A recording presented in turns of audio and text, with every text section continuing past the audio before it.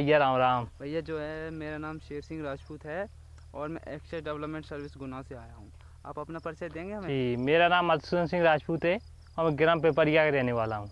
आपका नाम मधुसूदन सिंह राजपूत है और आप जी ग्राम पेपरिया के रहने वाले हैं। जी अच्छा भैया, आज आप हमें क्या बताने जी, वाले हो? मैं आज आपको मटर की उन्नत खेती के बारे में बताना चाहता हूँ। अच्छा, मटर की उन्नत खेती के बारे में, जी। मतलब अपन मटर जो आप तो करते हैं हाँ तो कैसे करते हैं इसकी पूरी जानकारी आज आप जी हमें देने वाले हैं। जी अच्छा भैया, तो आज आप हमें मटर की उन्नत खेती के बारे में बताएं जी कैसे करते हैं।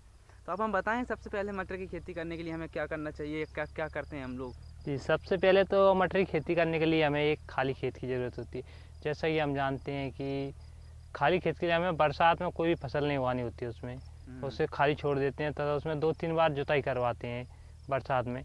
और ये ध्यान रखते हैं कि बरसात शुरू होते से ही उसमें 10 कट्टे सुपर फास्फेट और 50 किलो पोटास पर हेक्टेयर के हिसाब से डाल देते हैं। तो मतलब आप कह रहे हैं सबसे पहले खेत खाली छोड़ देते हैं बरसात में, जी, उसमें 2-3 बार जुताई करवा देते हैं और उसमें 10 कट्टा सुपर फास्फेट सुपर खाद और 50 किलो पोटास पोटास डाल के। तो भैया ये बात बताइए आप, जैसे 10 कट्टे सुपर फास्फेट पोटास डालते हैं, इसे साथ में ही बरसात में ही डालना जरूरी होता है कि अपन बुवाई के साथ में भी डाल नहीं, सकते हैं? बरसात में डालना जरूरी रहता है। वैसे अपन साथ में डाल सकते हैं? साथ में भी डाल सकते हैं।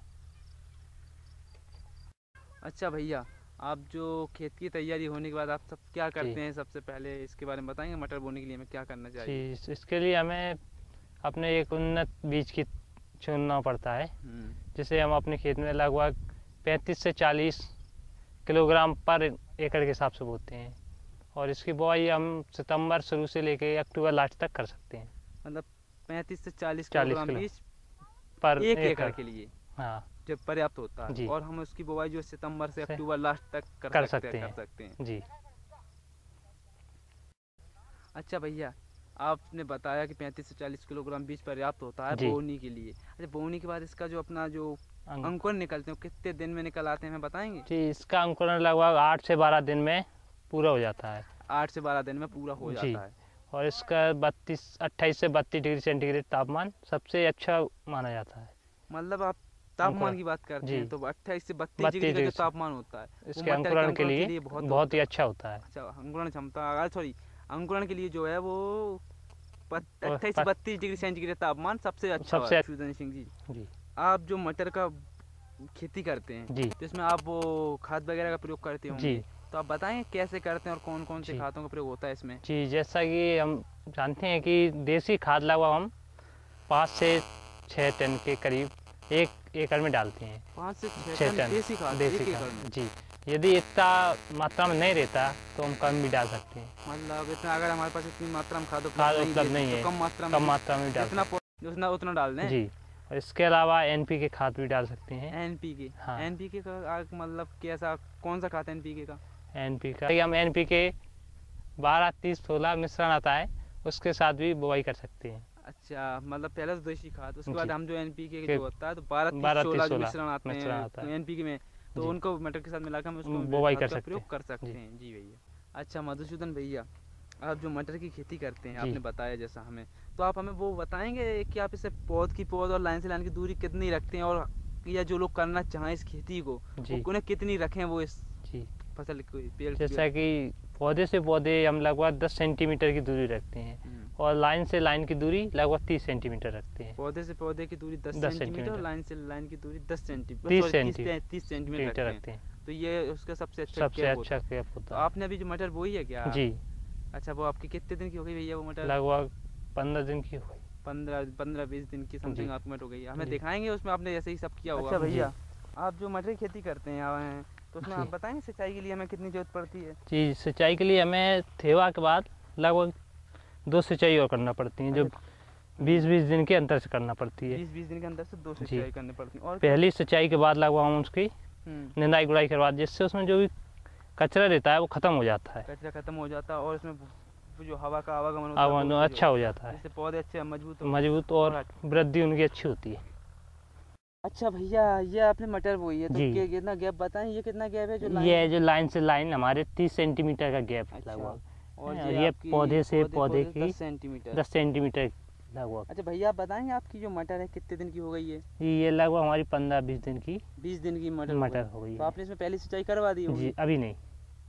तो आपकी ये मटर 20 दिन की हो गई आपने बताया, जी। जिसमें 30 सेंटीमीटर आपने लाइन से लाइन गैप रखा है और 10 सेंटीमीटर पौधे से पौधे का गैप रखा है। अब इसमें सिंचाई कब करवाएंगे आप? जी, इसमें लगभग हम अब कल से सिंचाई करवाना शुरू करते हैं। तो 20 दिन के बाद पहली सिंचाई और उसके 20 दिन बाद दूसरी सिंचाई, फिर इसमें कोई सिंचाई की जरूरत नहीं पड़ेगी? नहीं, सिंचाई की जरूरत नहीं पड़ेगी। हम पहले सिंचाई के बाद इसमें निराई गुड़ाई करवा देंगे। इससे जो भी आपका अच्छा दिख रहा है थोड़ा बहुत ये ख़त्म हो जाएगा। अच्छा मधुसूदन भैया, आप हमें बताएंगे आप जो मटर करते हैं इसमें 1 एकड़ में उत्पादन कितना लगभग हो सकता है, होता है आपके यहाँ? इसमें लगभग 1 एकड़ में हरी मटर अपनी 50 से 60 क्विंटल के करीब निकलती है। हरी मटर को लीजिए, फली बेचते हैं जी, जिसे? फली बेचते हैं अपन। 50 से 60 क्विंटल वो 1 एकड़ में। 1 एकड़ में। अगर हम इसे पकाएं तो कितना निकल सकता है? तो पकाने पे लगभग हमारी 1 एकड़ में 10 से 12 क्विंटल के करीब निकलती है। 10 से 12 क्विंटल। भैया आप बताएंगे आपने जो अभी मटर बोई है हाँ। वो कौन सी किस्में और कौन सी किस्में हैं जो अच्छी हैं, जिन्हें बो सकते हैं किसान भाई और उनका उपयोग आप करते हैं? जैसा कि अर्गिल है, ऊषा गोल्ड और जी10। ये अर्गिल, अर्गिल, ऊषा गोल्ड और जी10। हाँ, ये 3 किस्में हैं। हाँ, ये उन्नत किस्में हैं। अभी हमने जी10 का प्रयोग किया है, जो लगाई है।